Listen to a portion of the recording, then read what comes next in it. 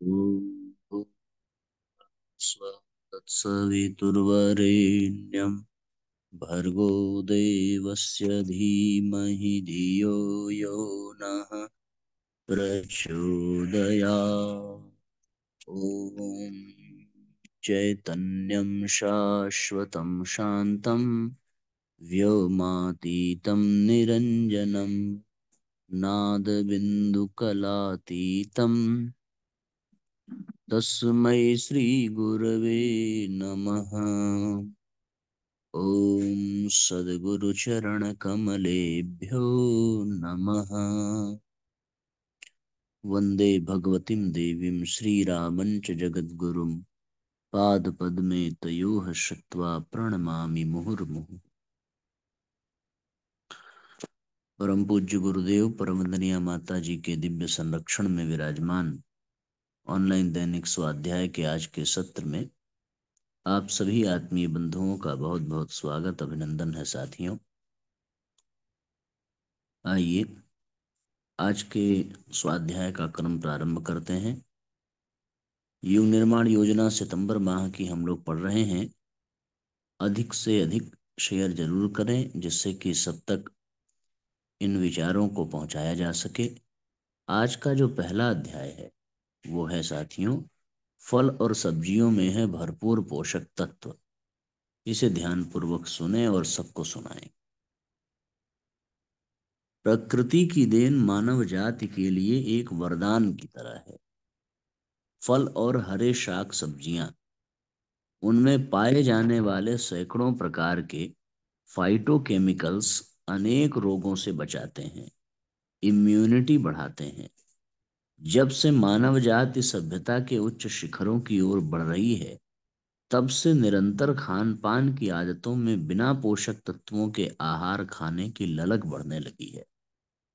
Fast food, मैदा, सफेद चीनी, तेल, घी से तले खाद्य आदि स्वास्थ्य के लिए नुकसानदायक आहार में लोग रुचि ले रहे हैं। भूल सुधारने का समय। चाय, कॉफी, कोल्ड ड्रिंक्स तथा बोतल बंद पेयों से लीवर, किडनी, हृदय एवं मस्तिष्क के रोगों के साथ आहार नलिका के रोगों में तथा कैंसर में वृद्धि हो रही है। यदि अब न संभले तो हमें ऐसी महामारियां निगलती रहेंगी। इनसे लड़ने की प्राकृतिक ताकत हमारे अंदर प्राकृतिक खाद्यों से ही मिलेगी। परिष्कृत खाद्य, डिब्बा बंद, पैकेट बंद खाद्य से तो हमारी रोग प्रतिरोधक क्षमता नष्ट हो जाएगी। रसाहार के फायदे। रोगों की गंभीर अवस्था में रोगी को रसाहार, फलाहार द्वारा स्वास्थ्य सुधार की ओर लाने का प्रयास होता है। इसमें चमत्कारिक लाभ भी मिलता है। स्विट्जरलैंड के एक प्रसिद्ध चिकित्सक डॉक्टर बर्कर बनर ने अपनी फूलती फलती प्रैक्टिस छोड़कर प्राकृतिक कच्चे आहार, हरे शाक सब्जी और ताजे फलों के रस पर आधारित आहार चिकित्सा द्वारा जन जन को रोगमुक्त करने के लिए ज्यूरिक में नेचुरोपैथी सेंटर की स्थापना की, जहां महत्वपूर्ण परिणाम देखने को मिला। हानिकारक औषधियों के दुष्प्रभाव को कम करने तथा शरीर की आंतरिक स्वच्छता के लिए फल और सब्जियां के रस का उपयोग किया जाता है। खान पान के व्यंजनों की बढ़ती संख्या, जिनमें स्वाद भले ही हो परंतु शरीर के लिए पोषक तत्वों से हीन हो, तो वे हमारे किसी काम के नहीं। आजकल देर रात तक होने वाली पार्टियों, दावतों में बेहिसाब ठूस ठूस कर खाने, खड़े खड़े भोजन करने तथा बिना चबाए जल्दी जल्दी खाने से हमारी जीवन शैली क्षतिग्रस्त हो गई है। वास्तव में साथियों, ये तो बहुत दयनीय स्थिति हम लोगों ने बना दी है। प्राकृतिक कच्चा आहार, कच्ची सब्जी।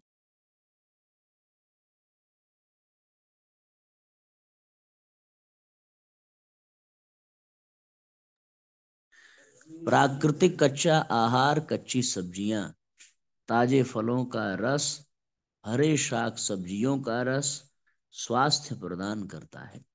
जबकि व्यर्थ के खान पान की आदत से तो जीर्ण, कब्ज, सिर दर्द, बवासीर, वात जन्य शारीरिक पीड़ा, अनिद्रा जैसे रोगों ने अपनी जड़ जमा ली है। मनुष्य को छोड़कर सभी प्राणी अपनी अपनी प्रकृति के अनुसार जो भी भोजन करते हैं वह कच्चा ही होता है। मात्र मनुष्य जाति में ही भोजन पकाकर खाने की परंपरा चल पड़ी है।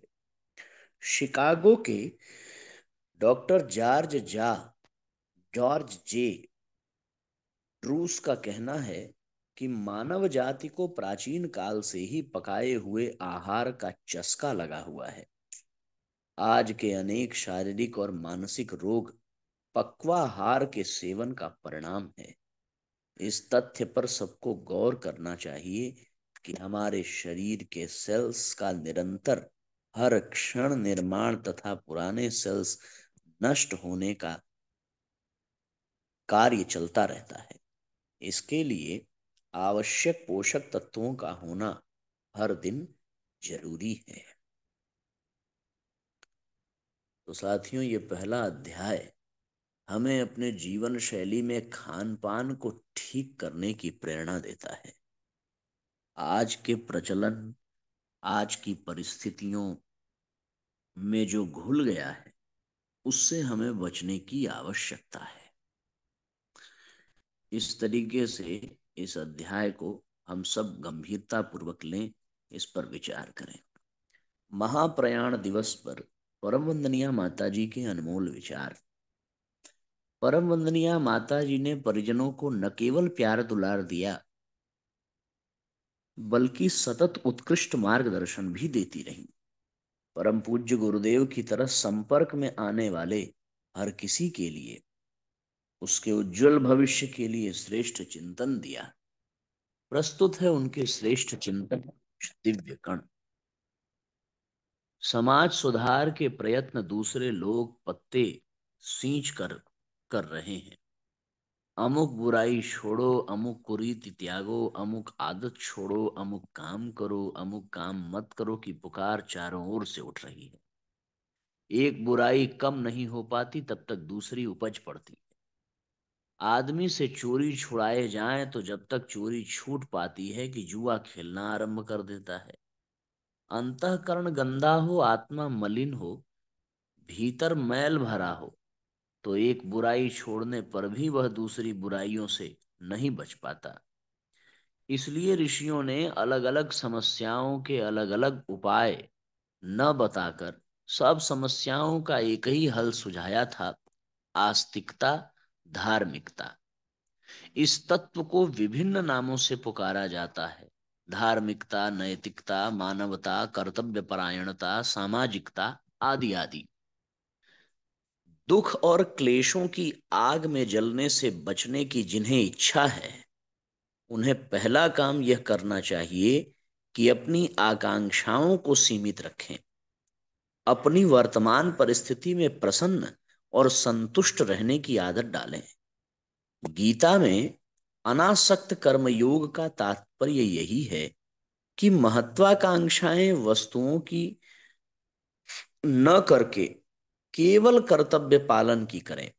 यदि कोई व्यक्ति सर्वांगीण आत्मोन्नति के प्रयत्न कर कर्तव्य पालन करने की आकांक्षा करे तो उसे सफलता मिलते समय मिलने वाले आनंद की प्रतीक्षा नहीं करनी चाहिए, वरन जिस क्षण से कर्तव्य पालन आरंभ करता है उसी समय से आकांक्षा की पूर्ति आरंभ हो जाती है और साथ ही सफलता। बहुत शानदार सूत्र हैं साथियों ये जीवन जीने के लिए। इससे बेहतर सूत्र और क्या होगा। तीसरा है बुद्धिमत्ता। शीलता के सहारे मनुष्य उन्नति की ओर अग्रसर होता है। जिसमें ये गुण न हो उसका सुख साधन उपार्जित करने के लिए बहुत सफल हो सकना कठिन है। मूर्ख, मंद बुद्धि, फूहड़, आलसी, प्रमादी एवं कर्कश स्वभाव के लोगों की महत्वाकांक्षाएं आमतौर से असफल ही रहती हैं। इन दुर्गुणों से बचकर उन्नतिशील स्वभाव बनाना मनुष्य के अपने हाथ में है। वह चाहे तो अभ्यास और विचार शक्ति का का अपने आप को सुधार सकता है और उन्नतिशील बनने का बहुत कुछ मार्ग साफ कर सकता है। अनेकों प्रगतिशील लोगों ने इसी मार्ग का अवलंबन किया है। उनने अपने स्वभाव की दुर्बलताओं को एक एक करके परखा है और बीन बीन कर निकाला है। तो साथियों, अपना परिमार्जन, अपना परिष्कार बहुत आवश्यक है। आत्मनिरीक्षण कर सकना और अपनी कमजोरियों को आप समझ लेना एवं उनसे लड़ने को तत्पर हो जाना हर किसी का काम नहीं है। मनस्वी और साहसी लोग ही यह सब कर सकते हैं। शेष लोग तो अपनी दुर्बलताओं को समझ ही नहीं पाते। कोई समझाए तो उसे दोषी और शत्रु मानकर उसे बुरा मानते हैं और लड़ने को तैयार होते हैं। अपनी कमजोरियों के कारण मिली असफलता को वे दूसरों के सर थोप कर स्वयं निर्दोष बनना चाहते हैं। आमतौर से लोग इसी रास्ते को अपनाते हैं, पर इस आत्मावंचना से परिस्थिति बदलती नहीं। अपने दुर्गुण ही अपनी उन्नति में सबसे बड़े बाधक होते हैं। उन्हें हटाने का प्रयत्न नहीं होता, फलस्वरूप उन्नति का द्वार भी नहीं खुलता। लोग रोते झींकते भाग्य, ईश्वर, ग्रहदशा, कलयुग आदि की चर्चा करते रहते हैं और अपना दोष दूसरों के मत्थे मढ़कर किसी प्रकार आत्मसंतोष कर लेते हैं। संतोष लाभ उसी को मिलता है जो परिपूर्ण प्रयत्न करने पर भी जो मिलता है उसी में प्रसन्न रहता है। बड़े बड़े मंसूबे बांधकर शेख चिल्ली की कहानी को अपने ऊपर लागू नहीं करता। हर बुरी भली परिस्थिति के लिए तैयार रहता है। प्रयत्न यदि विफल हो जाए तो भी खिन्न नहीं होता, वरन असफलता के अनुभव को ध्यान में रखकर अगली बार और भी अधिक उत्साह और तत्परता के साथ काम करता है। संतोष का वास्तविक अर्थ है धैर्य। पुरुषार्थ का फल मिलने में देर लगती है।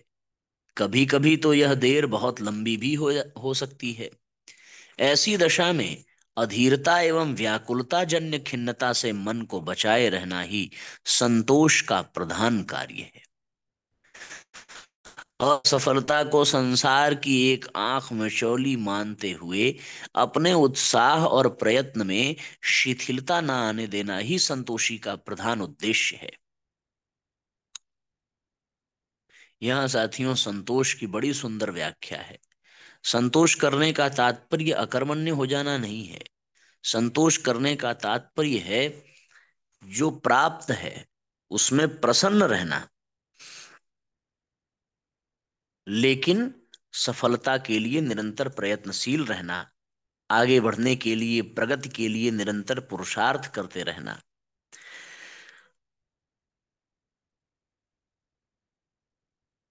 संसार में कोई व्यक्ति ऐसा नहीं जिसे सब सुख हो, किसी बात का अभाव न हो, सारी परिस्थिति मनोनुकूल ही हो, कोई कष्ट न हो, कभी असफलता न मिले, जिसका विरोधी न हो, ऐसा मनुष्य इस पृथ्वी पर खोजे न मिलेगा। जहां अनेक सुख साधन मनुष्य को भगवान ने दिए हैं, वहां कुछ थोड़े अभाव भी रखे हैं। विवेकशील व्यक्ति जीवन में उपलब्ध सुख सुविधाओं का अधिक चिंतन करते हैं और उन उपलब्धियों पर संतोष प्रकट करते हुए प्रसन्न रहते हैं। उस कृपा के लिए ईश्वर को धन्यवाद देते रहते हैं। थोड़े से अभाव एवं कष्ट उन्हें वैसे ही कौतूहल वर्धक लगते हैं, जैसे माता अपने सुंदर बालक के माथे पर काजल का टीका लगाकर डिठोना बना देती है कि कहीं इसे नजर न लग जाए। बिल्कुल सही बात है। जैसे अनेक सुख साधन हैं, वहां थोड़े अभाव भी खलते नहीं हैं, संतोष प्रकट करना चाहिए, अपनी उपलब्धियों के प्रति सदैव प्रसन्न रहना चाहिए। थोड़े से अभाव कष्ट को कुतूहल वर्धक मान करके उससे बचने का, उससे दूर होने का बस भावपूर्वक प्रयास करना चाहिए। इस संसार का निर्माण सत और असत, शुभ और अशुभ, भले और बुरे तत्वों से मिलकर के हुआ है। जड़ चेतन गुण दोषमय विश्व कीन करतार। कोई भी व्यक्ति ऐसा नहीं है जो पूर्णतः बुरा या पूर्णतः भला हो। समय समय पर यह भली बुरी परिस्थितियां दबती और उभरती रहती हैं। धूप छाह की तरह प्रिय और अप्रिय अवसर आते जाते रहते हैं। इनमें से किसे स्मरण रखा जाए और किसे भुलाया जाए, यही विचार करना बुद्धिमत्ता का चिन्ह है। यदि हम दुखों को, अभावों को, असफलताओं को, दूसरों के अपकारों को ही स्मरण किया करें तो यह जीवन नरकमय दुखों से भर जाएगा।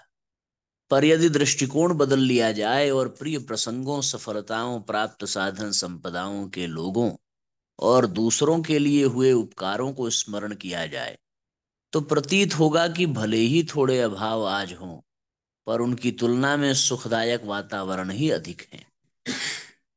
सुखी जीवन की आकांक्षा सभी को होती है, वह उचित और स्वाभाविक भी है, पर उसकी उपलब्धि तभी संभव है जब हम अपने दृष्टिकोण की त्रुटियों को समझें और उन्हें सुधारने का प्रयत्न करें।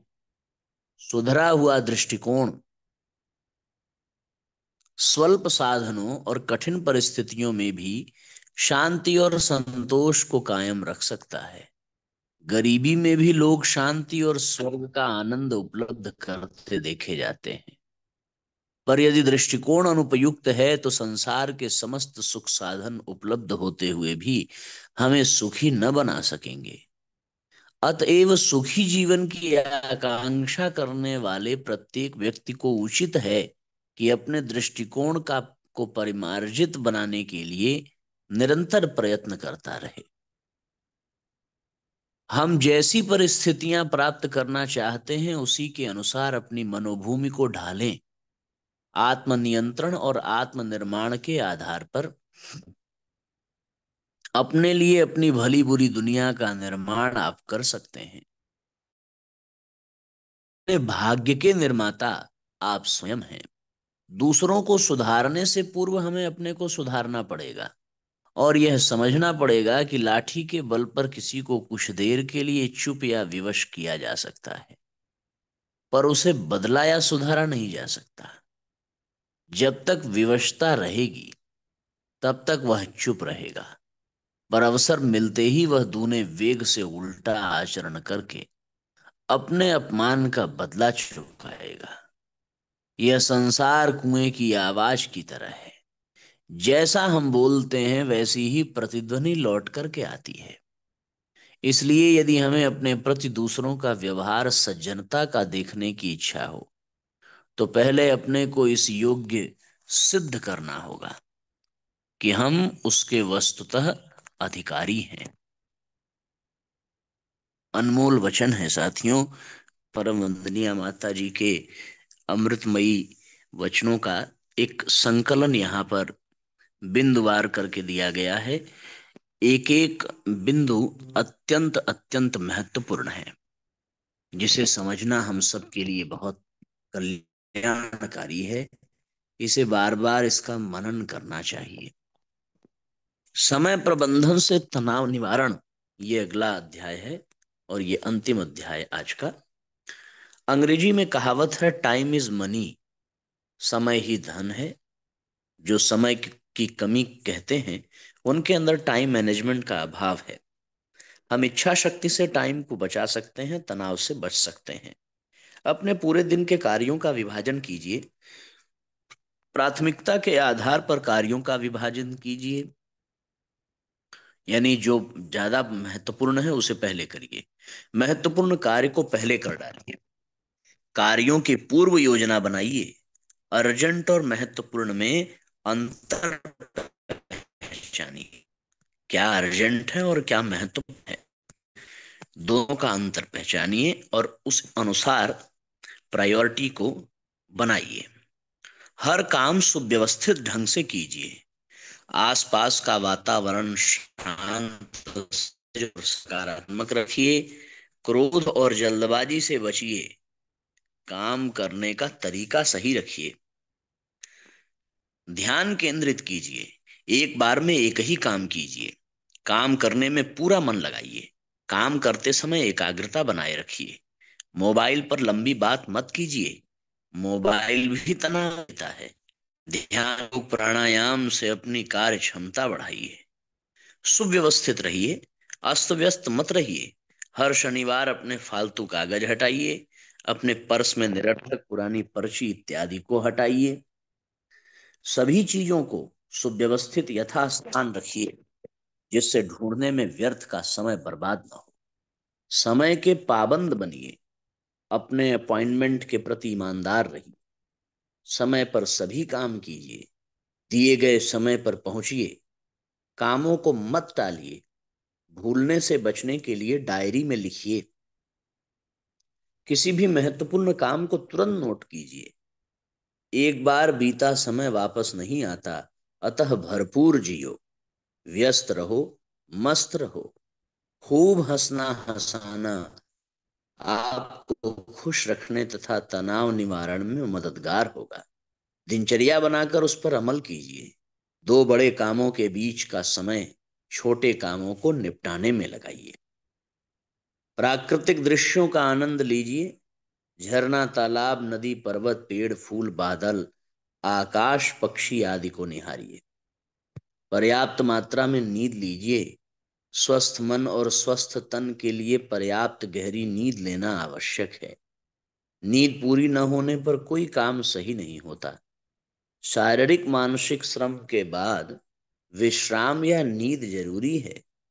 योग निद्रा आदि का ध्यानात्मक प्रक्रिया से थकान मिटाइए। प्रकृति से नाता जोड़ें। तनाव दूर होगा। प्राकृतिक गहरी नींद सुखद होगी। मनुष्य के व्यवहार में उसका व्यक्तित्व झलकता है। सो साथियों, ये 3 अध्याय बड़े काम के हैं। अपने समय का प्रबंधन, वंदनीय माता जी के अमृतमयी वचन, और फलों और सब्जियों में पोषक तत्व, फाइटोकेमिकल्स, इन तीनों अध्यायों का बार बार मनन करें, बार बार इसको सुने और इसको अपने जीवन में इसका अभ्यास करें। अगर आज पढ़ा है कि सब्जी और फल में पोषक तत्व हैं तो उसका अधिक से अधिक सेवन करें। अगर ये पढ़ा है कि समय प्रबंधन हमें जीवन में करना चाहिए सुव्यवस्था से, एकाग्रता पूर्वक, तो इसका भी अभ्यास करें। और वंदनीय माता जी के अनमोल सूत्र तो जितनी बार सुने जाएं और पढ़े जाएं उतना ही हमारे लिए कल्याणकारी है। अब आइए आज के सत्र को विश्राम देते हैं। गायत्री मंत्र हमारे साथ साथ। ओम भूर्भुवः स्वः तत्सवितुर्वरेण्यं भर्गो देवस्य धीमहि धियो यो नः प्रचोदयात्। सभी आत्मीय बंधुओं को बहुत बहुत प्रणाम। सबका बहुत बहुत मंगल हो साथियों। आज के सत्र को यहीं पर विश्राम देंगे। आप सब लोग अधिक से अधिक शेयर जरूर करें और अधिक से अधिक लोगों तक इन सूत्रों को पहुंचाने का प्रयास करें। जैसे हम आप तक पहुंचा रहे हैं वैसे आप भी अपना कर्तव्य निभाएं। आपके भी संपर्क क्षेत्र में कोई बचे ना। धन्यवाद। सबको प्रणाम। सबका मंगल हो। जय राम जी की शुभ रात्रि।